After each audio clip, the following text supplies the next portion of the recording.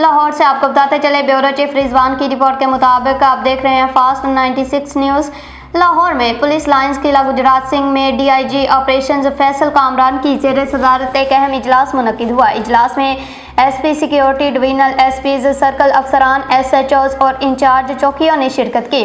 DIG Faisal Kamran ने इजलास के दौरान सिक्योरिटी सूरत हाल और नेशनल एक्शन प्लान पर अमल दरामद का तफसीली जायजा लिया।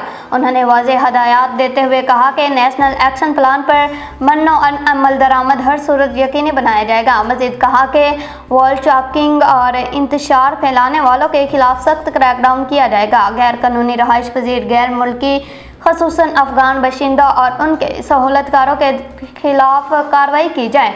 महकमा औकाफ की जायदादों पर गैर कानूनी सरगर्मियों पर कड़ी नज़र रखी जाए। पतंगबाजी, असलहे की नुमाइश और हवाई फायरिंग के खिलाफ ज़ीरो टॉलरेंस पॉलिसी के तहत कार्रवाइयाँ जारी रखी जाए। डॉल्फिन स्क्वाड समेत तमाम patrolling units stop and search operations में मज़ीद तेज़ी लाएँ। DIG फैसल कामरान ने इजलास के इख्तिताम पर कहा कि कीमती इंसानी जानों से खेलने वाले किसी रायत के मुस्तहिक नहीं।